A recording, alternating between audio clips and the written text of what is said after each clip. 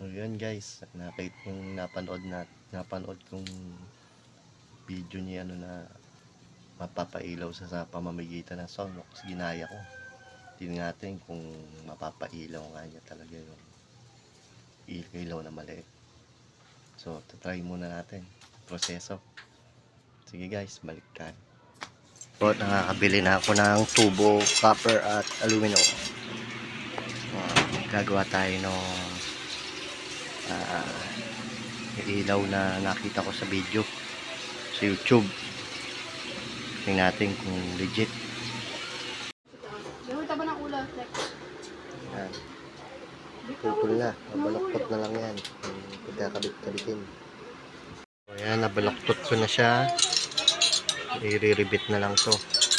Pagdidikit-dikitin.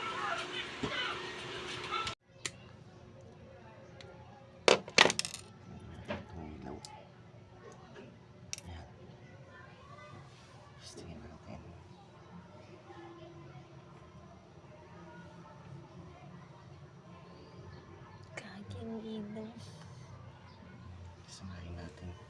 Pwede pagsamahin yan.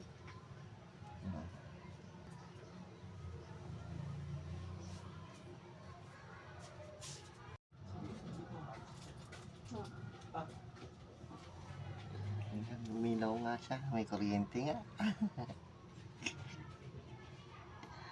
Tanggal.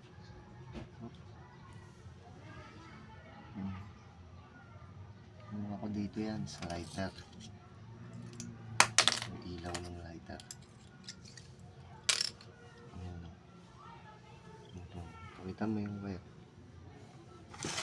Ayan, laya. Baka sabihin sa iba mo nilagay yun. Wala naman siyang... Kuryente nga. Ano yung 12 volts? Ay ano, 6 volts? Paano pag 12 volts hindi kaya? Hindi kaya yung 12 volts. Ito yung 12 volts eh.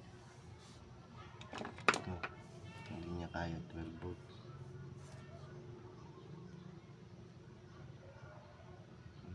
Hindi ka.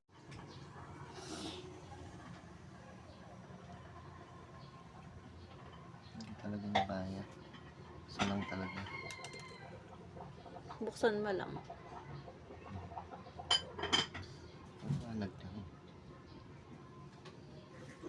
Pero mas okay sana kung sa 12 volts, no? Kami. Eh di yun. Mas okay yun. Try mo dun. Maliwanag yun. Eh, wala nga ako mabili. Oh, magpaalam ka na. Bye guys. Bye-bye.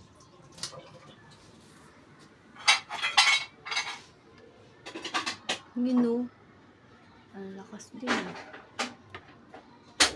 Ayun guys.